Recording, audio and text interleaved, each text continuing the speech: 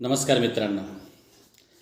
आज मी माझ्या व्हिडिओमध्ये एक सुंदरसं टायटल घेऊन आलेला आहो आणि या टायटलचं नाव आहे मित्रांनो, नांदा सौख्य भरे.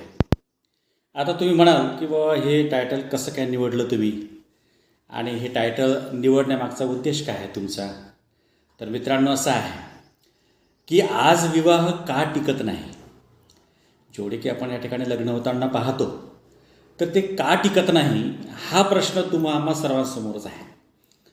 बरेचसे विवाह त्या ठिकाणी तुटतात आणि त्यांचं आयुष्य पूर्ण मुलामुलींचं त्या ठिकाणी दावावर लागतं.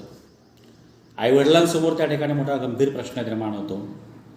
तर ही परिस्थिती काय येते, हे का बरं असं होत आहे. कारण कुठलाही विवाह त्या ठिकाणी जोडताना ब्राह्मणाकडे आपण जातो. ब्राह्मण सांगतो की चांगले छान 25च्या वर गुण पडलेले आहेत, मुलीचा स्वभाव चांगलेला आहे की नाही, तुमच्या घरामध्ये लक्ष्मी येणार आहे आणि सगळं सांगतो. आणि सगळं ब्राह्मणाने आपलं चांगलं सांगितल्यानंतर मग आपण त्या ठिकाणी मुलामुलींचे स्वभाव पाहण्याकरता त्यांच्या भेटीगाठी होतात. मग आपण त्यांच्या परिवाराकडे जातो, त्यांच्या चौकशा करतो आणि सगळं काही समाधान झाल्यानंतर मग मात्र त्या ठिकाणी आपण लग्न ठरवतो. मग आता हे सगळं होऊनही ब्राह्मणांनी चांगले गुण काढले, सगळं होणे लग्न का बरं टिकत नाही, संसार का बरं चांगल्या ठिकाणी नांदवल्या जात नाही, हा प्रश्न ह्या तुमच्या आमच्या समाजासमोर सगळं आहे. तर लग्न का टिकत नाही. आता लग्न दोन पद्धतीने होतात. अरेंज मॅरेजने होतात आणि लव्ह मॅरेजसुद्धा त्या ठिकाणी लग्न होतात. अरेंज मॅरेज झालेले बरेचसे लग्न त्या ठिकाणी तुटतात आणि लव्ह मॅरेज झालेले लग्न त्या ठिकाणी तुटतात. म्हणजे असं काही नाही आहे की बा अरेंज मॅरेज केलं म्हणजे तुटतात आणि लव्ह मॅरेज केलं म्हणजे राहतात, अशातला काही भाग नाही. बघ, 2 दिवसाची चांदणी आणि मग काळोख रात्र असंच असतं लव्ह मॅरेजमध्ये. असाच प्रकार आपण त्या ठिकाणी पाहतो. त्यामुळं लव्ह मॅरेजचे लग्न टिकतातच आपण त्या ठिकाणी म्हणणार नाही. म्हणून दोन्ही सक्सेस होताना आपल्याला त्या ठिकाणी दिसत नाही. तर असं का होतं, तर हा प्रश्न या ठिकाणी निर्माण होतो. आणि हा विषय निवडण्याचं कारण असं की परतवाड्याला वाघा माता उद्यान आहे. तर त्या ठिकाणी मी संध्याकाळला फिरत असताना मला त्या पायरीवर एक मुलगी फोनवर बोलत होती आणि ती रडत होती. आणि रडत त्या ठिकाणी म्हणत होती त्या फोनवरून. आणि ती रडत असताना माझा जो चालण्याचा फ्लो होता, स्पीड होती, ती थोडी मी हळू केली की बाबा काय झालं आहे म्हणून हळूच मी कान दिला. तर ती मुलगी रडत होती फोनवरून आणि त्या ठिकाणी ती म्हणत होती फोनवरून की मला निघून जा म्हणतो, मग माझ्याशी लग्न कशाला केलं रे. तुझी आई म्हणते की तुझ्या बायकोला 3-4 शब्द चांगले सुनावत जा, तिचं खरं असं की खोटं असो, आणि मग सगळं आईच्याच मताने ऐकायचं होतं, तर माझ्याशी लग्न कशाला केलं. असा मला ओझरता त्या ठिकाणी त्या फोनवरचा संवाद कदाचित त्या मुलासोबत असावा असं मला वाटलं. आणि तो संवाद ऐकून माझ्या मनामध्ये असंख्य विचार त्या ठिकाणी सुरू झाले की बा असं का होतं. मुलगी पाहायला सुंदर, लग्न झालेलं असेल, आईवडिलांनी मोठ्या प्रमाणात त्या ठिकाणी लग्नावर खर्च केला असेल, मानसन्मान त्या ठिकाणी लोकांचा केला असेल, आणि लाखो रुपये खर्च करून जर एका महिन्यामध्ये फोनवर आपल्या मुलीसोबत हा संवाद मुलासोबत होतो, आपल्या जावयांसोबत होतो की तू निघून जा या घरातून, माझ्या आईशी पटत नाही तर निघून जा. आणि आई म्हणते तुझ्या बायकोला का तू का बोलत नाही, तू का असा बैलासारखा चूप आहे. आणि अशी सगळी परिस्थिती का निर्माण होतो. आणि मग हा संवाद ऐकल्यानंतर असं वाटलं की नाही, यामध्ये थोडंसं रिसर्च केलं पाहिजे, याच्या तळामुळाशी आपण त्या ठिकाणी गेलो पाहिजे आणि शोधण्याचा प्रयत्न केला पाहिजे की हे असं का होतं. तर माझ्या मनामध्ये अनेक तरंग त्या ठिकाणी ती तुटत गेले आणि सहज त्या विचारांती मी तुमच्यासमोर या ठिकाणी संवाद करायला या ठिकाणी व्हिडिओ घेऊन बसत आहे. आणि व्हिडिओचं नाव ठेवलं मी की या ठिकाणी नांदा सौख्य भरे, चांगलं नांदा, आनंदाने नांदा. आता आनंदाने कसं त्या ठिकाणी नांदता येईल, तर ह्या सगळ्या गोष्टी करण्याकरता आपण चांगलं व्हावं म्हणून त्या ठिकाणी आपण ब्राह्मणाकडे जातो. पुढे काही प्रॉब्लेम होऊ नये म्हणून संवाद साधतो. मग सगळं केल्यानंतरही होतं का. आता तुम्हाला एक गोष्ट सांगतो की आमच्या गावामध्ये एक ब्राह्मण होते आणि ते ब्राह्मण हात पाहायचे, पत्रिकासुद्धा काढून द्यायचे आणि त्या वैवाहिक जीवनामध्ये किंवा लग्न जो जुळण्यामध्ये ज्या काही अडचणी असेल ना, त्या अडचणीवर उपाय देखील त्या ठिकाणी सांगायचे आणि लोक त्या ठिकाणी गर्दी व्हायची. झालं काय की त्यांच्या ज्या 2 मुली होत्या ना, त्यांच्या मुली करतात ते चांगलं पंचांग नाही पाहू शकले, त्यांच्या मुलीचंच गुण त्या ठिकाणी पाहू नाही शकले आणि त्यांच्या दोन्ही मुली घरी येऊन बसल्या. सूनबाई केली तर सूनबाई 2 दिवसही घरात नाही राहिली, ती बाहेर मुलाला घेऊन निघून गेली. आता मला तुम्ही सांगा, ब्राह्मणाने आपल्याला सांगितलेलं आहे आणि ब्राह्मणांच्याच घरात हा अशा प्रकारचा अंधार आहे, म्हणजे दिव्याखाली अंधार जो म्हणतो ना तो असा असतो. म्हणून आपण काय करतो की डोळे झाकून विश्वास ठेवतो. ज्या काही परंपरा रूढी चालत आलेल्या आहेत त्या उघड्या डोळ्याने पाहत नाही, तर डोळे झाकून आपण त्या परंपरेचं त्या ठिकाणी पालन करतो, विश्वास ठेवतो आणि विश्वास ठेवल्यानंतर आपल्यावर अशा प्रकारचा संकटाचा सामना करण्याची त्या ठिकाणी वेळ येते. आता तुम्हाला पुन्हा दुसरी गोष्ट सांगतो. एकदा माझे नातेवाईक माझ्या घरी आले आणि गप्पा गोष्टी चहा पाणी वगैरे सगळं झाल्यानंतर ते म्हणाले की अरे आमच्या मुली करता थोडंसं बघा. तर मी म्हटलं काय बघायला की तुमची मुलगी या ठिकाणी इंजिनियर आहे, सगळं शिकले, पाहायला चांगले आहे, काय चांगलं स्थळ मिळालं तुमच्या मुलीला? असं काय नाही म्हणे, माझ्या मुलीचं वय वाढत चाललं आणि तिला लग्न का जुळत नाही, तर माझ्या मुलीला मंगळ आहे. सांगा मित्रांनो, मंगळ आहे म्हणून लग्न जुळत नाही. आता मंगळ लाखो किलोमीटर दूर बसलेला आहे आणि मंगळवारी जन्म झाला म्हणून ती मंगळी आहे. आता मंगळवारी जन्म घेणाऱ्यांची संख्या लाखोमध्ये असतील, करोडोमध्ये असतील आणि या लाखो करोडो आपल्या भारतामध्येच असतील, संपूर्ण जगामध्ये किती असतील मंगळवारी जन्म झालेले. आणि ह्या मंगळाला एवढंच काम उरलं का हो की वरून लाखो किलोमीटरवरून यांच्या मुलीकडे लक्ष द्यायला आणि तिला त्रास द्यायला. बरेचसे लोक म्हणतात नाही नाही नाही 12वा गुरु आहे म्हणून तुझी लग्न जुळण्यामध्ये अडचण झाली, ब्राह्मणांनी सांगितलं अमके उपाय करा, टमके उपाय करा, योग येतील. ब्राह्मण कोण आहे? देव आहे का? म्हणून आपण सद्विवेक बुद्धीने त्या ठिकाणी विचार केला पाहिजे की आपण करतो काय, आपण काय करायला पाहिजे. मंगळी आहे म्हणून त्या ठिकाणी लग्न जुळणार नाही, अडचणी येतील. मंगळीच त्या ठिकाणी मुलगा पाहिजे त्या ठिकाणी असणारा, 12वा गुरु म्हणून, हे कुठपर्यंत? आता मला पहा, संपूर्ण जग आहे आणि संपूर्ण जग तो लाखो किलोमीटरपर्यंत दूर लांब त्या ठिकाणी गुरु आहे, शुक्र आहे, शनी आहे, मंगळ आहे. आणि त्यातूनही या संपूर्ण जगामधूनही भारत एक छोटासा देश आहे. यामध्ये महाराष्ट्र राज्यामध्ये त्या ठिकाणी अमरावती जिल्ह्यामध्ये अचलपूर त्या ठिकाणी शहर, अचलपूर शहरामधलं एक देवमाळी गृहीत धरूया आणि तिथे लक्ष ठेवतो कोण? मंगळ. या मंगळाला काही कामधंदे नाही, एवढंच आहे नाही का?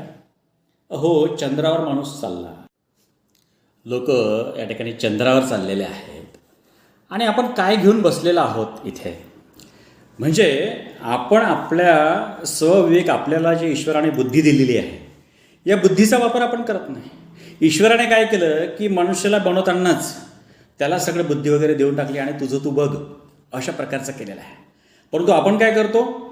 सगळं काही ईश्वराला बघायला लावतो. गाडगेबाबांचं कीर्तन, तुम्हाला एक गोष्ट सांगतो गाडगेबाबांचा, की पंढरपूरला त्यांचं कीर्तन चालू होतं आणि त्या कीर्तनामध्ये समोर जे बसले होते लोक, त्यात एक गृहस्थाला विचारलं की बाबा देवाची पूजा झाली का? हो. कोणी केली? पुजाऱ्याने केली. काय काय केलं? देवाला सगळं पंचाय दिला, नारळ दिलं, सगळं काय काय करायचं, हार दिला, सगळं दिलं आणि प्रसाद याने खाल्ला. आता सगळं त्या पुजाऱ्यानेच केलं, याचं काय उरलं त्या ठिकाणी? म्हणून देव दिसला का? हो. देव मिळाला का? म्हणून लोक असं समजतात की आपण वाटेल तेवढे त्या ठिकाणी पाप करायचे आणि मग देवाला त्या ठिकाणी साकडं घालायचं आणि सगळे पाप धुवून टाकायचे. 4 तीर्थ करायचे आणि पाप धुवून टाकायचं आणि पुन्हा मग पाप करायला या ठिकाणी मोकळं व्हायचं. असं नसतं. ईश्वराने सगळं तुम्हाला बुद्धी दिली आहे, त्या बुद्धीनुसार तुम्हाला विचार करायचा आहे आणि विचारानुसार आपलं जीवन त्या ठिकाणी सुंदर करून घ्यायचं आहे. म्हणून जीवन त्या ठिकाणी आनंदात जगायचं की दुःखात जगायचं हा प्रश्न ज्याचा त्याचा आहे. म्हणून ईश्वरावर अवलंबून राहून बऱ्याचशा आपल्या संसारामध्ये त्या ठिकाणी व्यत्यय निर्माण करणं, अडचणीचं जीवन जगणं कितपत खरं आहे. म्हणून गाडगेबाबांनी म्हटलं की सगळं ईश्वरच केलं. अरे ईश्वर तुला पाहायचं आहे ना, हे बघ, कर्मवीर भाऊराव पाटील या ठिकाणी बसलेले आहेत. सगळ्यांना शिक्षणाची, लहान मुलांना, गोरगरिबांना शिक्षणाची व्यवस्था त्यांनी केलेली आहे. हे देव आहेत. म्हणून माणसात देव शोधायला सांगितलं आहे आणि आपण त्या ठिकाणी देव शोधण्याकरता त्या ठिकाणी तीर्थ करत आहोत, मंदिर करत आहोत. म्हणून देव हा प्रत्येकामध्ये लपलेला आहे. त्या देवाला फक्त जागृत करण्याची गरज आहे.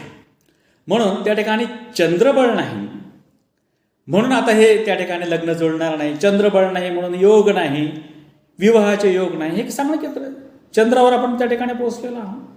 अहो हे सगळे ग्रह आहेत म्हणून आपण जिवंत आहोत. हे ग्रह आहेत म्हणून सगळा निसर्ग कायम आहे. सूर्य उगवतो आणि बुडतो. हे जर त्या ठिकाणी बंद झालं ना तर सगळं जग थांबेल. पहा, APJ अब्दुल कलाम होते, यांना राष्ट्रपती पदाकरता त्या ठिकाणी फॉर्म भरायचा होता आणि त्यांना विचारा तुम्हाला मुहूर्त कुठला दिवस, कुठल्या दिवशी तुम्ही भरणारा फॉर्म ते सांगा. तर APJ अब्दुल कलामने म्हटलं की नाही, मुहूर्त पाहण्याची मला गरज नाही. ज्या दिवशी सूर्य आपलं काम बंद करेल, उगवण्याचं काम बंद करेल ना, तो दिवस माझ्यासाठी अशुभ असेल. पहा किती मोठा विचार. म्हणजेच एवढा मोठा जर विचार असेल तर आपण त्या ठिकाणी जीवनामध्ये आनंदी किंवा सुखामध्ये त्या ठिकाणी जाऊ शकतो.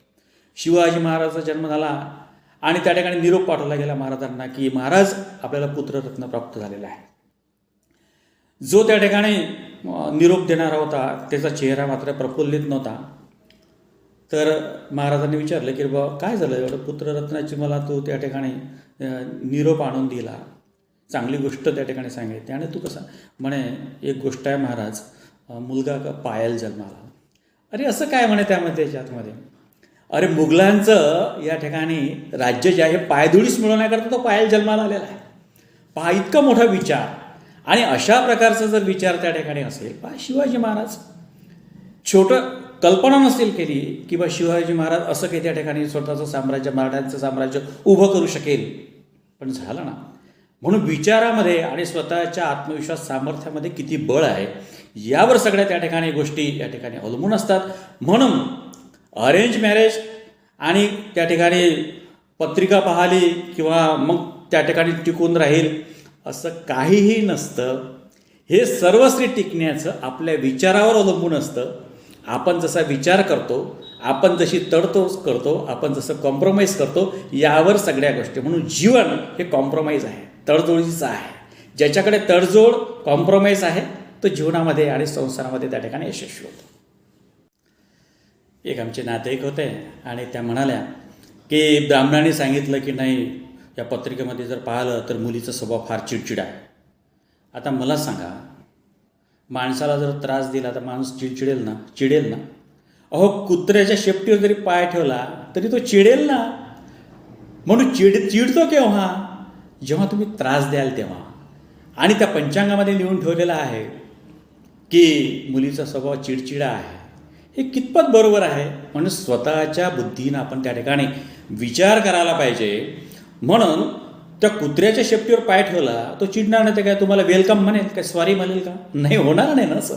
म्हणून कुठेतरी गडबड आहे. म्हणून माणसाला हे शहाणपण अजून आलेलं नाही. माणसाला ज्या दिवशी शहाणपण येईल आणि ज्या घरामध्ये शहाणपण असतं ते कुटुंब आनंदाने त्या ठिकाणी नांदत असतं. ज्या घरामध्ये शहाणपण नाही तिथे त्या ठिकाणी होत नाही. म्हणून जीवन आणि संसार याचं दुसरं नाव आहे कॉम्प्रोमाइज आणि अंडरस्टँडिंग, तडजोड. म्हणून संसार म्हणजे कॉम्प्रोमाइज, अंडरस्टँडिंग, हुशारीने आणि त्या ठिकाणी शहाणपणाने त्या ठिकाणी जीवन जगणे, या दोन गोष्टीमध्ये फरक आहे. हुशारी हा शब्द वेगळा आहे आणि शहाणपणा वेगळा आहे. म्हणून तुम्ही टॉपर आलेले असाल एखाद्या युनिव्हर्सिटीमध्ये, ती तुमची हुशारी आहे. आणि संसारामध्ये जर तुमची यशस्वी झाली असाल तर त्या संसारामध्ये टॉपर डिग्री तुमची आहे. म्हणून टॉपर येण्याकरता, संसारामध्ये टॉपर येण्याकरता त्या ठिकाणी शहाणपण लागतं आणि शहाणपणाने समजूतदारीपणा येतो. आणि जेव्हा समजूतदारीपणा येतो तेव्हा संसार टिकतात. म्हणून असं म्हणणं चुकीचं आहे की त्या ठिकाणी जो हुशार असेल त्याचा संसार टिकतो आणि दोघं जर हुशार निघाले तर मग विचारायला सोय नाही, कारण शहाणपण कोणाचकडे नाही. म्हणून शहाणपणामुळे समजूतदारीपणा येतो आणि समजूतदारीमधून अंडरस्टँडिंग, तडजोड, हां तुझं ठीक आहे, सॉरी, हे सगळे शब्द त्या ठिकाणी शहाणपणामधून निघत असतात. मित्रांनो, आणखी एक महत्त्वाची गोष्ट तुम्हाला सांगतो की विश्वास तोडू नका. आपले जे कुटुंबातले लोक आहेत, पत्नी असो, आई वडील असो, यांचा विश्वास तोडू नका. नाहीतर बाहेर मित्र गेले जेवायला आणि एखादा पेक घेऊन घे, कोण इथे बघायला, आणि तेव्हा असं म्हटल्यानंतर त्या मित्राने उत्तर दिलं की अरे मित्रा, माझी बायको माझ्यावर खूप विश्वास करते आणि मी तिचा विश्वास नाही तोडू शकत, म्हणून मी जेही करतो तिला सांगून करतो, तिला विश्वासात घेऊन करतो. मित्रांनो, हा विश्वास जर असेल ना तर तुमचा संसार उद्ध्वस्त होऊ शकत नाही. आनंदच आनंद त्या संसारामध्ये राहणार आहे. म्हणून मन जिंकायला शिकवा, विश्वास त्या ठिकाणी त्या ढासळू देऊ नका आणि विश्वास कोणाचा तोडू नका. घरामध्ये पहा, अगदी छोट्या छोट्या गोष्टीवरून त्या ठिकाणी भांडणं होतात आणि हे छोट्या छोट्या भांडणाचं रूपांतर घटस्फोटापर्यंत त्या ठिकाणी जातं. आता असं का होतं? आणि त्याचा सर्वे जर आपण त्या ठिकाणी पाहिला ना तर विदेशामध्ये सर्वात जास्त घटस्फोट होते, कारण त्या ठिकाणी संयुक्त कुटुंब पद्धतीच नव्हती. भारत असा देश होता की यामध्ये संयुक्त कुटुंब पद्धती होती. मी कुटुंब भारतामध्ये राहत होतो, त्यामुळे घटस्फोटाचं प्रमाण कमी होतं. आता काय झालं? उलट झालं. विदेशामध्ये त्या ठिकाणी घटस्फोटाचं प्रमाण कमी झालं आणि भारतामध्ये अधिक वाढायला लागलं. आता असं का? तर याचं कारण एकच आहे की आपल्याला शहाणपणा आला नाही, समजूतदारीपणा आला नाही, म्हणून कॉम्प्रोमाइज अंडरस्टँडिंग करण्याची आपल्याला सवयच नाही. म्हणून लहानपणी आपल्याला त्या ठिकाणी काय केलं? अशाच प्रकारे या ठिकाणी शिकवलं गेलं, संस्कारही असेच झाले आणि त्यातूनच आपण वाढलो की बेटा तुला अभ्यास करायचा. बाकीच्या व्यावहारिक जीवनामध्ये आपल्याला काय शिकायचं असतं ते आपण शिकलोच नाही. आता मोबाईल आल्यामुळे तर सगळं ठप्पच झालं. सगळेजण मोबाईलकडे त्या ठिकाणी बसलेले असतात. पुस्तकं वाचन बंद झालं. वेगवेगळे पुस्तक वाचनामधून त्या ठिकाणी शहाणपण येत होतं आणि त्यामधून सगळे संसार टेकत होते. म्हणून पहा किती गंमत अशी गोष्ट आहे की सकाळी जर नाश्ता चांगला मिळाला तर म्हणायचं आय लव्ह यू आणि संध्याकाळी जर त्या ठिकाणी भाजी बिघडली तर म्हणायचं आय हेट यू. याला प्रेम म्हणतात का? असं प्रेम असतं का? म्हणून माझ्या हौशीमौजी त्या ठिकाणी पूर्ण होत असतील, मुलीच्या बाबतीत सांगतो, माझ्या हौशीमौजी त्या ठिकाणी पूर्ण होत असतील तर आय लव्ह यू, आणि माझ्या हौशीमौजी त्या ठिकाणी तो पूर्ण करत नसेल ना तर आय हेट यू. कशाला या ठिकाणी आले? काही लोकांना प्रश्न पडतो, 20-20 वर्ष लग्नाला होऊन जातात, म्हणतात की माझ्या मागे एक लोळणं बांधून दिलं. कुठली दुर्बुद्धी सुचली माझ्या आईवडिलांना आणि मला की मी हिच्याशी लग्न केलं? आणि ती पण तशीच म्हणते की मला 10 मुलं आले होते, चांगले मुलं सोडून दिले आणि तुमच्या पाठीमागं मला आईवडिलांनी लावलं. 20 वर्षानंतर पश्चाताप हो. आणि या सगळ्या पश्चातापाचं कारण आहे शहाणपण नाही आलं तुम्हाला. माणसामध्ये किती विविधता आहे. या जगामध्ये कोणताच माणूस कोणता सारखा नाही आहे. कोणतेच गुण सर्वांचे सारखे नाही आहे. सचिन तेंडुलकर काही अमिताभ बच्चन होऊ शकत नाही आणि अमिताभ बच्चन काही तेंडुलकर होऊ शकत नाही. प्रत्येकामध्ये ईश्वराने क्वालिटी दिलेली आहे आणि ती क्वालिटी आईवडिलांनी ओळखायची आहे आणि त्या क्वालिटीनुसार मग त्याला त्या ठिकाणी सपोर्ट करायचा असतो. ह्या सगळ्या गोष्टी जर त्या ठिकाणी होत असेल तर त्या ठिकाणी आनंदी कुटुंब राहील. ते समजूतदारीपणाच जर नसला तर त्या ठिकाणी कुटुंब त्या ठिकाणी आनंदी कसं राहील? म्हणून 7 फेऱ्या आपण त्या लग्नामध्ये नवरदेव नवरीला त्या ठिकाणी घालवतो आणि ते 7 वचनं असतात की सुखदुःखामध्ये मी तिच्यासोबत राहील, कुठलाही प्रसंग आला तर मी तुझ्या पाठीशी राहील. आणि नवरासुद्धा म्हणतो की नाही, कुठली वेळ आली ना मी तुला सोडणार नाही, आज जेवढं प्रेम करतो तो. परंतु ब्राह्मण काय म्हणत असतो आपल्या ते लक्षात नसतं, सगळे मंत्राने म्हणत असतो तो, आणि आपलं लक्ष कुठे असतं? नवरदेवाचं त्या अंतरपटाच्या पटीतून नवरीकडे पाहण्याचं, भलतीकडेच पाहण्याचं. वचनाची काही ते त्या कानात पडत नाही आणि ते समजते नाही आणि त्याच्यामुळे सगळं आयुष्य त्या ठिकाणी उद्ध्वस्त होतं. म्हणून आयुष्यभर बायकोला आय लव्ह म्हणण्यामध्ये काय पैसे पडतात का? हो, रोज म्हणायला पाहिजे आय लव्ह यू. पहा मग तुमचं घर किती आनंदी होईल. आणि म्हणण्यामध्ये काही पैसे पडत नाही. बायकोने त्या ठिकाणी एवढा संसार केला, इतके वर्ष ती सोडून आपल्याकडे आली आणि आपल्यासोबत त्या ठिकाणी घरदार सोडून माणसासोबत त्या ठिकाणी दुसऱ्या कुटुंबामध्ये आली. किती मोठा त्याग आहे तिचा. म्हणून तिचा पण त्या ठिकाणी पुरुषाने विचार करायला पाहिजे की नाही? करायला पाहिजे, निश्चितच करायला पाहिजे. आता भांडण प्रत्येक घरामध्ये होत असतं, पण भांडण किती वेळापुरते असावं यालासुद्धा प्रत्येकाने टायमर लावला पाहिजे. टायमर लावून भांडलं पाहिजे. पण इतकेच वेळापर्यंत आपण भांडू, त्याच्यानंतर आणखी पुन्हा आनंदाने राहू. म्हणून आपण जसा अलाराम लावतो ना मोबाईलमध्ये, तसा अलाराम लावून दिला का बस आता भांडायचं नाही याच्यापुढे. म्हणून भांडणाला एक्सपायरी डेट त्या ठिकाणी आपण लिहून ठेवली पाहिजे की आता मी भांडलो, याला 1 तासाने एक्सपायरी डेट.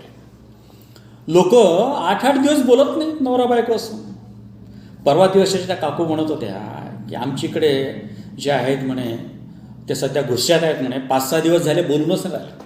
अरे 5-6 तास इथे ते काढणं मुश्किल होते आणि 5-6 दिवस माणसं अबोलाने कसे जगतात, कसे राहतात हाच प्रश्न आहे. जन्म माणसाला काही वारंवार मिळतो का? नाही मिळत ना. म्हणून आनंदात राहण्याचे कारण त्या ठिकाणी शोधले पाहिजे. हे ठिकाणी 5-5, 6 बायकोचीच बोलत नाही. आता ही आयुष्याची बेस्ट फ्रेंड असते. बायको कोण असते? बेस्ट फ्रेंड असते. तिच्यासारखी मैत्रीण आपल्याला आपल्या आजूबाजूला किंवा आपल्या आयुष्यात मिळणार नाही. पहा, तुमचं त्या ठिकाणी व्यवसाय किंवा नोकरी संकटात येऊ द्या, ती तुमच्या पाठीशी उभी राहते. एखादं नवीन काम कुठले घरातलं निघू द्या, ते काम पूर्ण करण्याकरता जर पैसा लागत असेल ना, तर स्वतःचे दागिनेसुद्धा ती त्या ठिकाणी मोडून काढते. स्वतःचे दागिने मोडते आणि ती पैसे देते. तुम्ही ते मनस्थिती बरोबर नसेल, आजारी असाल, तर देवाकडे प्रार्थना ते करते की बाबा यांना लवकर बरं होऊ दे. आपला कुठला फ्रेंड असा करतो का? हो, कितीही जीवलग मित्र असला असं करतो का? नाही ना. मग आयुष्याची बेस्ट फ्रेंड आहे ते.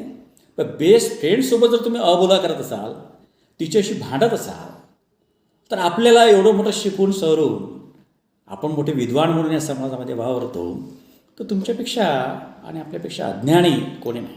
म्हणून बायकोशी प्रेमाने वागा, कुटुंबातील सगळ्यांशी त्या ठिकाणी प्रेमाने वागा, कुटुंबाला वेळ द्या. आपल्या सगळ्या शेड्यूलमधून एक राखीव वेळ ठेवा, कारण वेळ पुन्हा परत येत नाही. एकदा वेळ निघून गेलीत नाही. लहान लहान मुलं असतात तेव्हा वेळच नाही. खूप पैसा कमावण्याच्या मागे लागलो, पैसा कमावून ठेवला, आता मुलं मोठी झाली. आता मोठी मुलं काय अंगा खांद्यावर खेळणार तुम्ही? ज्या वेळेला तुम्ही अंगा खांद्यावर खेळायला पाहिजे होतं त्यावेळेला तुमच्याकडे वेळ नव्हता. म्हणून आयुष्यामध्ये पैसा किती कमावला पाहिजे हा माणसाने त्या ठिकाणी ठरवला पाहिजे. पैसा काही सगळं जीवन तुमचं त्या ठिकाणी सुंदर किंवा सुखदायी बनू शकत नाही. म्हणून संसारामध्ये नोक झोक आहे ना, हे चालूच राहते. परंतु भांडायचं असेल ना, तर मुलांसमोर अजिबात भांडू नका. ज्या ज्या घरामध्ये मुलांसमोर नवरा बायको भांडलीत ना, ते घरं उद्ध्वस्त झाले मित्रांनो. पार धुळीस मिळाले. मुलंही तसेच वागायला लागले. म्हणून मुलांसमोर अजिबात भांडायचं नाही. खूप भांडायची इच्छा झाली ना, तर दोघांनी बाहेर निघून जायचं बागेमध्ये आणि खूप भांडायचं. भांडण झालं की नंतर भेलपुरी खाण्याची, आईस्क्रीम खायचं आणि हातात हात घेऊन हसत हसत घरी यायचं. अशा प्रकारची एक्सपायरी डेट लावायची. भांडायचं नाही असं म्हणणं, भांडायचं पण कुठे? बागेच. आणि येताना मात्र भेलपुरी खायला विसरायचं नाही. असं जर जीवन जगाल मित्रांनो, तर तुमचा संसार सुखाचा झाल्याशिवाय राहणार नाही. प्रत्येकामध्ये कमी जास्त आहे. हे कमी जास्त घेऊन पुढे चालणं, यालाच तर जीवन म्हणतात, यालाच तर संसार म्हणतात. म्हणून आपण आपल्याकडून एखादी चूक झाली ना, तर सॉरी म्हटलं पाहिजे. काही लोक मी कशाला सॉरी म्हणू, माझं काय चुकलं. अरे बाबा, सॉरीवर काय पैसे पडतात काय? सॉरीने सगळं तुझं चांगलं होणार आहे. गरम गरम स्वयंपाक जेवायला मिळणार आहे.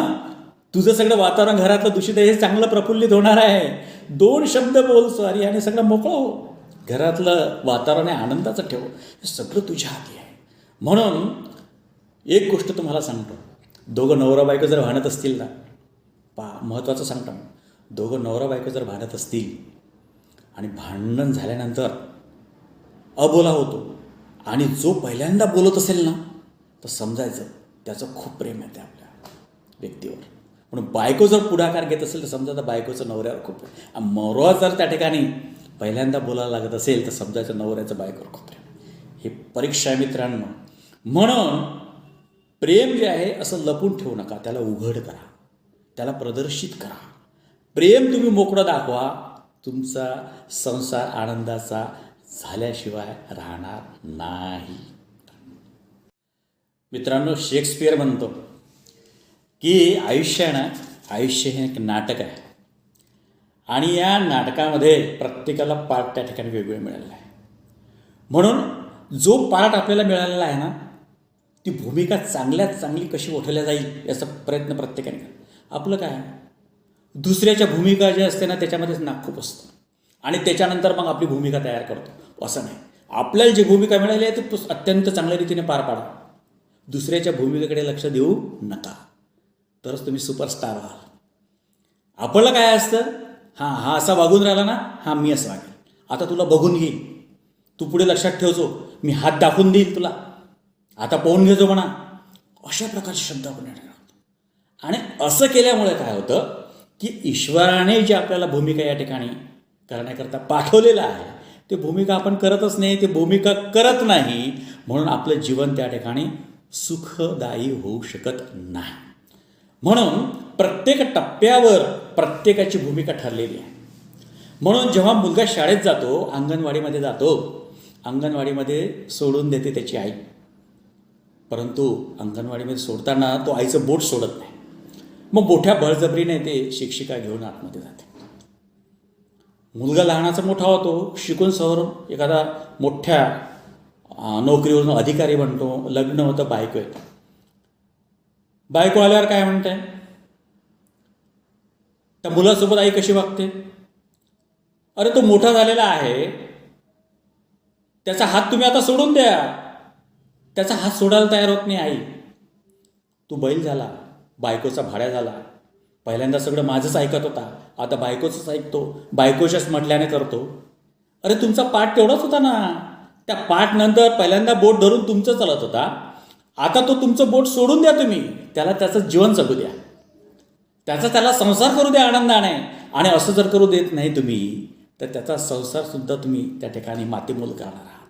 म्हणून प्रत्येकाने आपली भूमिका त्या ठिकाणी ठरवली पाहिजे. मुलीने सुद्धा घरी त्या ठिकाणी 10 वाजेपर्यंत झोपत असेल आईकडे, परंतु लग्न होऊन जेव्हा ती सासरी जाते तेव्हा तिचा रोल बदलतो. नवरा ऑफिसमध्ये जातो, घरात इतर लोक असतात, सासू सासरे असतात, त्यांना चहा करून द्यायचा असतो, त्यांच्याकडून चहाच्या माध्यमातून आपलं प्रेम जिंकायचं असतं, आपलंसं करून घ्यायचं असतं त्या घरात जाऊन. म्हणून तिला 10 वाजता उठून चालेल का? तिची भूमिका बदलली. आता रोल बदलला. रोल बदलल्यानंतर तो रोल किती तुम्ही त्या ठिकाणी न्याय देता त्या रोलाला, हे तुमचं जीवन त्या ठिकाणी सुंदर बनण्यास कारणीभूत ठरतं मित्रांनो. म्हणून आपल्याला कोणता रोल आहे, ज्या भूमिकेत आलेला आहे ती भूमिका चांगली वठवा. म्हणून मुलाला त्या ठिकाणी 6 वर्षापर्यंत खूप प्रेम करा, 15 वर्षापर्यंत त्याला खूप संस्कार द्या, 25व्या वर्षापर्यंत संपूर्ण जगाची ओळख त्याला करून द्या आणि नंतर त्याला स्वतंत्र सोडून द्या, त्याच्या मर्जीने करू द्या. त्याच्यावर तुम्ही चांगले संस्कार घातलेले आहेत ना, तो कुठे जाणार नाही, तो आपली जागा सोडणार नाही. म्हणून हे मित्रांनो लक्षात ठेवा. पण सुनेला मुलीसारखा वागवायला काय हरकत आहे? कारण शेवट तुमचा ते सूनच करणार आहे, तुमची मुलगी येणार नाही आहे, सूनच करणार आहे. मग त्या सुनेला मुलगी म्हणून का ठेवत नाही, आपलं पुढचं आयुष्य त्या ठिकाणी सुखमय का करत नाही? म्हणून सुनेला मुलीसारखं वागवा, आपले जीवन सुंदर करा. परवाला मला माझ्या कॉलनीमध्ये एक गृहस्थ मिळाले होते. म्हटलं का हो तुम्ही इथं दिसता, काकू दिसत नाहीत. काकू कुठे आहे? म्हणे काकू मुलाकडे. अरे का हो म्हटलं तुम्ही इथं, काकू तिथं, कसं काय आहे? तर म्हणे नाही, म्हणे ते मुलानं फ्लॅट घेतला तिकडे आणि हिला पण ते घेऊन गेले. म्हटलं तुम्ही का नाही गेले? अहो म्हणे त्यांनी फ्लॅट घ्यायला म्हणे मला पैसे मागितले होते म्हणे. आता तो नोकरी करून राहिला, सगळ्यांना मला पैसे कशाला मागतो म्हणे, आणि मी की त्याला पैसे दिले नाही. आता मुलानं काय केलं, लोन काढलं, इकडून तिकडून पैसे जमवले आणि फ्लॅट घेऊन टाकला. आणि तो बाबांना आता बोलावतच नाही. बाबा बसले इथे, बाबांना नाताची आठवण येऊन राहिली आता का नातू कसा असतो. घातलं दुःखात जीवन. 50 लाख रुपये तुमच्याकडे बँकेमध्ये पडलेले आहेत, त्याला 15 लाख रुपये देऊन टाकले असते तर काही बिघडलं असतं का? तुमची पेन्शन चालू आहे, कोणाला दिले? मुलाला दिले असते ना. तुम्हाला तिथे जाऊन राहता आलं असतं, नातवंडाला अंगावर खेळता आलं असतं, बागेमध्ये नेता आलं असतं. पण नाही, मी माझा पैसा सोडणार. हट्ट आणि हट्टापोटी सगळं जीवन त्या ठिकाणी उद्ध्वस्त करण्याला या ठिकाणी लोक निघालेले आहे. म्हणून बाबा इथे आहेत, आई मुलासोबत आहे, नातवंडं तिकडे खेळून राहिलेत, बाबा इकडे पागलसारखे फिरून राहिलेत. अशी अवस्था आहे मित्रांनो. म्हणून हट्ट काय असतो, हट्ट कुठपर्यंत करावा, आपले म्हणणंपर्यंत त्या ठिकाणी मांडावं हे त्या ठिकाणी. म्हणून मुलांना काय करायचं, लहान मुलं असतात ना, लहान मुलांना प्रोत्साहित करा. मुलाला हे म्हणू नका की तुम्हाला हे जमत नाही, ते जमत नाही. उलट त्याला म्हणा नाही, तू प्रयत्न कर, तुला हे जमतेच. कारण मुलांना स्वप्न लहान दाखवू नका, मुलांना स्वप्न मोठी दाखवा मित्रांनो. मोठी स्वप्न पाहिली ना ते मोठे होतील, निश्चितच मोठे होतील. आणि तुम्ही जर स्वप्न त्या ठिकाणी वाईट दाखवले, छोटे छोटे दाखवले, तर ते तसंच होणार आहे. म्हणून अनुकरण करतात मुलं त्याचे. म्हणून आपण मुलासोबत कसं वागलं पाहिजे ना, हे आपण त्या ठिकाणी ठरवलं पाहिजे. म्हणून मित्रासारखं वागायला काय हरकत आहे मुलाला. लहानपणी मुलगा काय म्हणतो की बाबा तू माझे खूप बेस्ट फ्रेंड आहात. बाबाही खूप लाड करत असतात.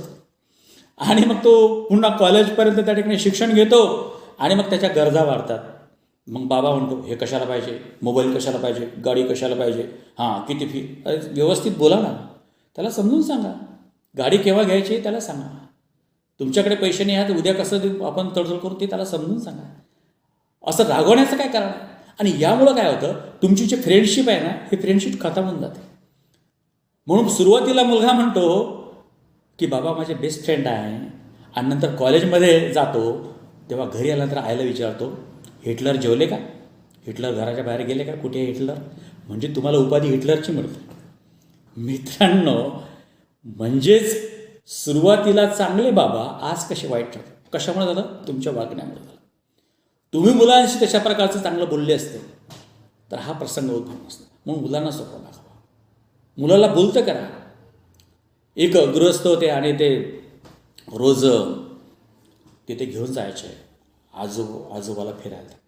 लहान होता मुलगा, तो 3री-4थीमध्ये होता, आणि ते त्याचे आजोबा त्याला खाऊ घालायचे. चला बिस्किट घे, एखादं चॉकलेट घे, असं. आता दुकानावर जायचे. मग सहज आजोबांनी विचारलं की खरे बाबा तू मोठा झाल्यानंतर काय बनणार आहेस? त्या मुलाने काय उत्तर द्यावं? त्याने म्हटलं मी दुकानदार बनणार आहे. आता आपल्यासारखं असला ना आजोबा किंवा पालक असते, एक धपाटा लावला असता, अरे इतके लाड आम्ही करून राहिलो, तुला चांगलं शिकवायचं आम्हाला, तुला डॉक्टर इंजिनियर आम्हाला पाहायचं आहे, आणि तू काय दुकान लावून बसला. पण त्या आजोबाने काय उत्तर दिलं माहीत आहे? जरूर बेटा, तुला दुकानदार बनायचं आहे, पण कोणासारखं? अंबानीसारखं दुकानदार बनायचं आहे, टाटा बिर्लासारखं दुकानदार बनायचं आहे. अशा प्रकारची मोठी स्वप्न आपण त्या ठिकाणी दाखवली पाहिजे. शेगावला गेले होते एक गृहस्थ, आणि शेगावला आहे टांगे, आणि एक ॲटोमध्ये आपण इकडे इकडे बसतो, कारमध्ये इकडे, त्याला आता टांग्यात बसा म्हणून टांग्यात बसलेत ते मुलाला घेऊन. आणि बस असंच त्या ठिकाणी दर्शन वगैरे सगळे फिरवून आले आणि शेगावून घरी परत आले. असाच विषय निघाला की तू आता मोठेपणी काय बनणार आहे? तर त्याने म्हटलं की मी टांगेवाला बनणार आहे. एखादा बाबा असं काय म्हटलं, एक कान फडात लावली असती, अरे एवढं सगळं तुझं पूर्ण करून झालं शिक्षण, आणि टांगावाला बनणार आहे तू? हां. पण त्या बाबांनी म्हटलं, कॅलेंडरकडे बोर्ड दाखवलं, आणि ते कॅलेंडरवर चित्र होतं त्या अर्जुनाच्या रथाचा सारथी कृष्ण आला होता. आणि त्या बाबाने काय म्हटलं माहिती आहे का, तुला टांगेवाला व्हायचं आहे ना, हे बा हे कृष्णासारखा टांगेवाला. छोट्या गोष्टीमधूनही आपल्याला मुलांना प्रोत्साहित करतात. म्हणून अशा छोट्या छोट्या गोष्टी असतात, ह्या मुलांना त्या ठिकाणी नेहमी प्रोत्साहित करणाऱ्या असतात, आणि ते आपण त्या ठिकाणी सपोर्ट केला पाहिजे. एकदा एका माझ्या मित्राकडे गेलो आणि बसलो, तर त्यांचे वडील ते बसले होते तिथे, आणि त्यांचा चेहरा पाहिला, चेहऱ्यावर 12 वाजले होते, घुम बसले होते. मी काकूंना म्हटलं, काकू हे काय झालं, यांना असे का बसले, यांच्या चेहऱ्यावर 12 का वाजलेत, यांच्या घड्याळचा सेल वगैरे काढला आहे का तुम्ही? तर ते काकू म्हणाले, हे घड्याळच बिघडलेलं आहे. पहा लोक, सुंदर आयुष्य, नातवंड, पत्नी, सगळ्या गोष्टी, जवळ आलेल्या मुली त्या ठिकाणी साजरे गेलेल्या, आणि यांच्या चेहऱ्यावर घुम 12 वाजले. काही लोक घरातलं भांडण झालेलं असताना तरी तसाच भांडणाचा चेहरा बाहेर घेऊन जातात, आणि चेहऱ्यावर 12 वाजलेले असतात त्यांचे.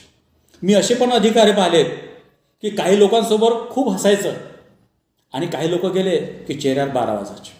अरे सगळ्यांना आनंद द्या ना, वाटायचं तर सगळ्यांना द्या. हे कंजूशी काय लावली तुम्ही? याच्याशी चांगलं, त्याच्याशी चांगलं, जे पटत नसेल ते स्पष्ट तोंडावर बोललं पाहिजे त्या ठिकाणी की तुझं पटत नाही. म्हणजे 12 वाजल्यासारखं काय, सेल काढलेलं घड्याळ जिकडे तिकडे फिरवायचं आपलं, याला काही अर्थ आहे का? म्हणून कुटुंबात त्या ठिकाणी बोललं पाहिजे, आपण चर्चा केली पाहिजे, बोलतं राहिलं पाहिजे. एका NGOने सर्वे केला की बा हे सगळं मोबाईलचं युग आहे, लॅपटॉप आहे, लोक त्या ठिकाणी IT सेक्टरमध्ये काम करतात, तर त्या कुटुंबामध्ये किती वेळ लोक आपल्याशी संवाद साधतात, एकमेकाशी संवाद, ते एक सर्वेक्षण त्यांनी केलं. ते एक कुटुंबाचं सापडलं की त्या घरामध्ये 5 लोक होते, आणि त्या सकाळी 6 ते रात्री 9 वाजेपर्यंत या टाईममध्ये फक्त ते 7 मिनटं बोलले होते.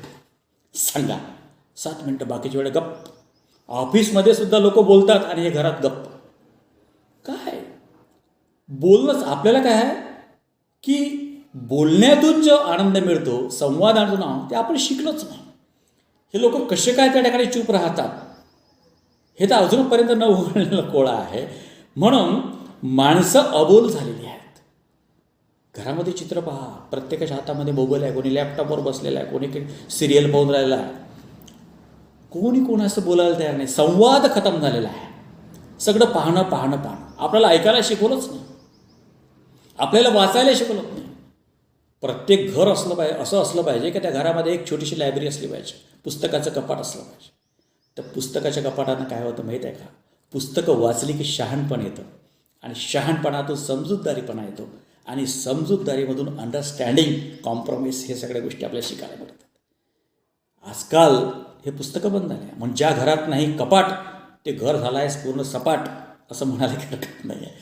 म्हणून त्या ठिकाणी प्रत्येक माणसाने आपलं जीवन कसं सुंदर बनवलं पाहिजे हे मित्रांनो त्या प्रत्येकाच्या हातामध्ये आहे. मित्रांनो, हे शहाणपण आहे ना, हे वेड्यात आलं पाहिजे. आता इकडे गौरा मसनात जायला लागले आणि शहाणपण यायला लागलं की उपयोगाचं आहे गौ, आहे की नाही? बायको गो माहेरी निघून गेली, घटस्फोट झाला आणि नंतर मग शहाणपण आलं. या शहाणपणाला काही अर्थ आहे काय? म्हणून योग्य वेळेत शहाणपणा यायला पाहिजे. योग्य वेळेत त्या गोष्टी घडल्या ना तर संसार त्या ठिकाणी सुखाचा होतो. आता मी त्या ठिकाणी शहाणा झालो असं म्हणण्याला काय उपयोग आहे? म्हणून प्रत्येकाने काय आहे ना, कोणाच्या चुका शोधू नका, चुका पोटात घाला आणि प्रेम द्या. हे जर तत्त्व पाडलं ना, तुमचा संसार त्या ठिकाणी सुखाचा. कोणाला कमी आणि मोठं लेखण्याचं, अरे तुमचा बेस्ट फ्रेंड आहे बायको, तिला कमी लेखण्याचं काही कारण नाही. तुमच्याच कुटुंबातले लोक आहेत, तुमचाच मुलगा आहे, तुमचीच आई आहे, तुमची आई वडील आहे. त्या ठिकाणी एकमेकाला कमी लेखण्याचं कारणच नाही. तुमचं कुटुंब म्हणजे तुम्ही एक आहात, हा विचार जेव्हा येतो ना तो समजूतदारीमधून येतो, शहाणपणातून. म्हणून जो माणूस हुशार असतो त्याला शहाणपणच असतं असंच नाही. हुशारी पुस्तकातून येत असली तरी शहाणपण हे चार चौघात राहिल्यानंतर येतं. शहाणपण हे पुस्तकातून येतं, शहाणपण हे व्यवहारातून येतं. ह्या सगळ्या गोष्टी आपण या ठिकाणी शिकल्या पाहिजे. म्हणून हट्ट सोडून द्या. इतकं म्हातारे लोक आहेत ना, एवढे हट्ट धरून बसतात, नाही असंच माझ्या मनासारखं. अरे करू दे ना दुसऱ्या लोकांना. आता त्यांच्या करायचे तुमचा पाठ झाला खतम, आता त्यांना करू दे. आणि ते जे करतात ना त्यात तुम्ही आनंद शोधा. तुम्हाला माहीत आहे का, blood pressure, sugar, hyper tension, हृदयविकार हे आजार कुठल्याही विषाणूने होत नाही. हे आजार कशाने होतात? टेन्शनने होतात. माणूस स्वतःहून निर्माण केलेला आजार आहे. माणूस हसतच नाही, दुसऱ्याला आनंद देऊ शकत नाही. स्वतःपुरतं जीवन जगणारे लोक मी पाहिलेले आहेत. आमच्या नात्यामधील एकाचं लग्न होतं आणि त्या मुलाच्या बहिणीने म्हटलं की नाही मला साडीला एवढेच पैसे पाहिजे, आणि त्या भावाने म्हटलं की नाही मी तेवढे पैसे देणार नाही, एवढे मोठे पैसे देणं की तुला योग्य नाही. अरे लग्न एकदाच होऊन राहिलं, तुझी बहीण आहे, बहिणीला 2,000 रुपये जास्त गेले साडीला तर काही बिघडलं काय? जेव्हा ते साडी घालून तुझ्या समोर आली असते, तिच्या चेहऱ्यावरचा आनंद असताना तर त्याच्यासारखा आनंद तुला बाजारामध्ये मिळाला नसता. आपण आनंद गमावतो, पैशाकडे जास्त लक्ष देतो. पैशाने आनंद नाही मिळत. माणसं जोडल्याने आनंद मिळतो, माणसं तुटल्याने दुःखच मिळतं. म्हणून काही लोक एवढे हट्ट करतात की नाही माझ्या मनासारखंच झालं पाहिजे, माझ्या मनासारखे सुनीन राहायला पाहिजे, माझ्या मनासारखं सगळ्या गोष्टी इथं त्या नवऱ्याने ऐकल्या पाहिजे. हे शक्य आहे का? कुठपर्यंत तुम्ही त्या ठिकाणी? आणि या हट्टापायी काय केलं, यांनी स्वतःला आजार लावून घेतले. 2-2दा ऑपरेशन होऊन गेले तरी हट्ट सोडला नाही. सगळं जीवन उद्ध्वस्त होऊन गेलं, संसार उद्ध्वस्त होऊन गेले, मुलं माळ इकडे तिकडे होऊन गेले, पण हट्ट सोडायला तयार नाही. अजूनही हट्ट काय? मेरी मुर्गी की एक टांग, मेरी मर्जी. काय अर्थ आहे त्या जीवनाला? म्हणून जन्म हा एकदाच मिळतो, पुन्हा जन्म मिळत नाही. आणि जन्म जर आनंदाने त्या ठिकाणी जन्मानंतरचा जीवन आनंदाने घालायचं असेल मित्रांनो, तर या तत्वाचं पालन, आनंद शोधला पाहिजे. दुसऱ्याला जो आपण आनंद देतो ना त्यातून 1000 गुण आनंद आपल्याला मिळत असतो. म्हणून काही लोक स्वतःपुरतंच जगतात, स्वतःच चांगले चांगले कपडे घालतात, स्वतःच चांगले जेवायला जातात, स्वतःच फिरायला जातात, आणि एखादे पाहुणे घरी आले की त्यांच्या चेहऱ्यावर 12 वाजलेले असतात. त्यांना असं वाटते पाहुणे कधी जातात. अरे पाहुणे आले, आनंद करा, एन्जॉय करा त्यांच्यासोबत, त्यांना फिरायला घेऊन जा, त्यांना दाखवा, त्यांच्यासोबत त्या ठिकाणी गप्पा गोष्टी करा. परंतु पाहुणे आले यांच्या चेहऱ्यावर 12 वाजून जातात. आता कसं खर्च करावा लागेल, जेवण खाऊन करतील, किती दिवस राहतात किती दिवस नाही. अरे एकमेकांमध्ये राहिलं त्याच्यापेक्षा त्या ठिकाणी गोकुळ आहे. जवई, मुलगा, नातं, पंतू, काका, पुतण्या, मामा, मामी, हे सगळं कुटुंब आहे आणि किती सुंदर असं गोकुळ आहे. या गोकुळात राहा. या गोकुळातला आनंद तुम्हाला मार्केटमध्ये मिळणार नाही. ₹1,00,000 रोज आहे तुम्हाला, ₹200 खर्च करायला तुम्ही विचार करता. करोडो रुपीज जरी कमावले ना, तुम्हाला वर नेता येत नाही. हां, किती कपडे बदलून घ्या, किती टूर करून घ्या, परंतु तिथे एकाच ड्रेसवर जावं लागतं. किती टूर करून घ्या, तो एकच टूर असतो. हे जेव्हा माणसाला कळतं ना, तेव्हा तो आनंद शोधतो. काही लोक पैशात आनंद शोधतात, स्वतःच्या स्वार्थात आनंद शोधतात. आणि जे स्वतःच्या स्वार्थात आनंद शोधतात ना, त्यांना शेवटी दुःखच मिळतं. ते कधीच आनंदी नाही राहू शकत. कारण अपेक्षा खूप असतात. आपण अपेक्षा ठेवल्या ना, आपण दुःखी होतो. अपेक्षाच ठेवू नये. आपल्याला जेवढं वाटलं तेवढं करायचं, त्याला वाटतं तेवढं करू द्यायचं, सोडून द्यायचं. परंतु आपल्या अपेक्षा भरपूर असतात. नाही, हिनं असंच केलं पाहिजे, सुनील तसंच केलं पाहिजे, मुलांना तसंच केलं पाहिजे, अमक्यानं तसंच केलं, माझ्या म्हणण्यासारखंच वागलं पाहिजे, असं कसा बोलला, मला का विचारलं नाही. अरे सोडा नाही. तुम्ही म्हणजे काही जग आहे का? तुम्ही म्हणजे काही देव आहे का? तुम्ही म्हणजे काही समाज आहे का? आहे तरी कोण तुम्ही?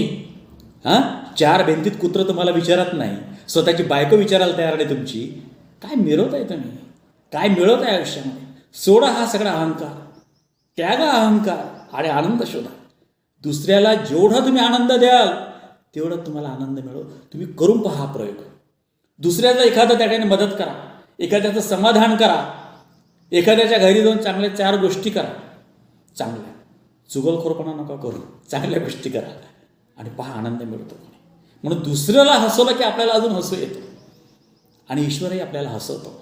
हे सगळ्या गोष्टी आहे. म्हणून जन्म हा एकदाच मिळतो, वारंवार नाही. म्हणून चांगलं आणि सुंदर त्या ठिकाणी जीवन जगलं पाहिजे. म्हणून आजार होतच नाही माणसाला. हृदय एवढं चांगलं टणक आहे ईश्वरानं बनवून दिलेलं. आपल्या शरीरातल्या ज्या पेशी आहेत ना, ह्या पेशीचं सुद्धा काम ठरलेलं आहे. यांना चांगलं काम करायला आवडतं, परंतु आपण काय करतो, डोक्याला त्रास देतो, काय व्यसनी बनतो आणि शरीराला त्रास देतो. मग या पेशीचं काय होतं, शरीरामध्ये अनबॅलेन्स होतं. शरीराचं अनबॅलेन्स झालं की मग वेगवेगळे आजार होतात. किडनी प्रॉब्लेम होतो, त्यानंतर कॅन्सरची शक्यता असते. आता आजकाल कॅन्सरचं प्रमाण, हे सर्व जे आजार आहे ना, हे सगळे आपण ओढवून घेतलेले आहे. म्हणून मनुष्याने या ठिकाणी पहिल्यांदा आपलं आरोग्य, म्हणून आरोग्य हीच माणसाची संपत्ती आहे. आरोग्य चांगलं असेल तर तुम्ही सुखी राहाल, आनंदी राहाल. आणि तुमचं जर आरोग्य चांगलं असेल तर कुटुंबातील सर्व लोक त्या ठिकाणी आनंद राहतील. बरं, एक मला सांगा, आपण आता उपवास करतो. उपवास करणं काही चुकीचं नाही. उपवास आठवड्यातून एकदा जरी उपवास केला पाहिजे. शरीराला त्या ठिकाणी तसा आराम दिला पाहिजे, पोटाला आराम दिला पाहिजे. परंतु आपण उपवास करताना काय करतो, साबुदाणा खातो, साबुदाण्याचे वडे, सोबतीला मलईचं दही, त्यानंतर चिप्स असतात, पापड असतात. या सर्वांनी काय होतं की शरीराला जे पौष्टिक त्या ठिकाणी घटक मिळाला पाहिजे ते न मिळता त्या ठिकाणी आपण अशा प्रकारचे शरीराला त्या ठिकाणी निरुपयोगी ठरणारे, घातक ठरणारे, शरीराला त्रास देणारे घटकांचं त्या ठिकाणी सेवन करतो. आणि आपण खरोखर त्या दिवशी उपवास करत नाही, पोटभरच खातो. आणि मग उपवास केल्याने त्या ठिकाणी देव पावतो का? उपवास केल्याने सगळं काही होतं का? मला एक सांगा, ज्याने आजपर्यंत भरपूर उपवास केले असतील, व्रतवक्तव्य केलं असेल, तो मनुष्य मी सर्वात सुखी मनुष्य आहे असं सर्टिफिकेट देऊ शकतो का? नाही. म्हणून किती उपवास तापास केले तरी तो घरात कसा वागला, त्याचे विचार कसे आहेत, यावर त्या सगळ्या गोष्टी त्या ठिकाणी अवलंबून असतात. म्हणून साबुदाणे देवानेच निर्माण केलेला आहे, गहू देवानेच निर्माण केलेला आहे, तांदूळी देवानेच निर्माण केलेला आहे. मग देव असं कसं म्हणेल हे खा ते खाऊ नका? कोणी सांगितलं आहे? हे असं नसतं. म्हणून जर त्या ठिकाणी पुण्याचे बाब असतं तर वर्षभर लोकांनी मग फराळाचंच खाल्लं असतं ना, नाही का? पुण्यच पुण्य आहे. परंतु असं होतं नाही. म्हणून ज्याने कितीही प्रवचन ऐकली असतील किंवा कथा ऐकली असतील, सगळं झालं असेल, चांगली गोष्ट आहे, चांगले विचार आत्मसात करणं चुकीचं नाही आहे. परंतु देवदेव करता करता स्वतःचं कुटुंब त्या ठिकाणी डावावर लावून दिलं आणि तो सुखी आहे का? आज नाही आहे. म्हणून माणसाने सर्वप्रथम स्वतःचं आरोग्य, आपली स्वतःची तब्येत आणि कुटुंबाची तब्येत कशी चांगली राहील यावर जास्त भर दिला पाहिजे. तेच कुटुंब त्या ठिकाणी आनंदी राहू शकतं. म्हणून मित्रांनो, माणसानेच हे स्वतःहून लावलेले आजार आहेत आणि याने जीवन तो त्या ठिकाणी तो स्वतःचं दुःखी करतो. आता दुसरं एक छोटंसं एक वेगळा मुद्दा घेतो आणि मी माझा व्हिडिओ संपवतो. आता एक आपण बोलतो की कळतं पण वळत नाही. समजते सगळंच आम्हाला, पण ते आम्ही त्या ठिकाणी करत नाही. आता डॉक्टर लोक पहा, सगळ्या शरीराचं त्याला ज्ञान असतं, शरीराची यंत्रणा त्याच्या लक्षात असते, तरी पण डॉक्टर काय करतो, त्या ठिकाणी सिगारेट ओढतो, दारू पितोच. कळतं पण वळत नाही. म्हणून बऱ्याचशा गोष्टी असतात की आपल्याला कळतं की हे चुकीचं आहे, तरी पण आपण ते पुन्हा वारंवार त्या ठिकाणी करतो. आणि त्यामुळं काय होतं की आपल्याला जे सुंदर जीवन त्या ठिकाणी जगायचं आहे, माणसाचा अहमपणा असतो, मी डॉक्टर आहे, मी याचा त्या ठिकाणी जीव वाचवेलाच, प्रश्नच नाही, असं नसतं ते. ह्या सगळ्या ज्या असतात गोष्टी, ह्या सगळ्या ईश्वराच्या हाती असतात. म्हणून ईश्वरही म्हणतो की तू तुझं काम कर आणि मी बघतो मग काय करायचं आहे, अशा प्रकारे. म्हणून सकाळी जेव्हा आपण उठतो ना, तर जेव्हा पहिला डोळे उघडण्याचा दिवस पाहतो ना, तो ईश्वरानं दिलेला असतो. तुम्ही विचार करा, बरेचसे लोक रात्री झोपतात, अनेक लोक, आणि त्यामध्ये रात्रीच त्यांचं तिथं संपून जाते, सकाळने पोचतात. मग 4 ओळीचं पत्र येतं आपल्याला त्या ठिकाणी, असं आहे, इतकं वाईट आहे. म्हणून जीवन जर सुंदर जगायचं असेल, अपेक्षा नको, कॉम्प्रोमाइज, अंडरस्टँडिंग, शहाणपण यायला शिका. तुकाराम महाराजांच्या ज्या पत्नी होत्या, कट, पण तुकाराम महाराज शहाणपण होतं म्हणून शेवटपर्यंत त्यांना टिकवलं.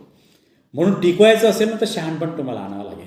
आणि शहाणपण आलं की मग आपलं त्या ठिकाणी आनंद कसा शोधायचा, त्या दुःखातही आनंद कसा शोधायचा, हे आपल्याला आपोआप त्या ठिकाणी कळतं. आणि हा जो व्हिडिओ आहे, ह्या सगळ्या कुटुंबांना त्या ठिकाणी सुखाने नांदवण्याकरता त्या ठिकाणी निश्चितच प्रेरित करेल, अशी मी त्या ठिकाणी आशा व्यक्त करतो. म्हणून नांदा सौख्य भरे. धन्यवाद.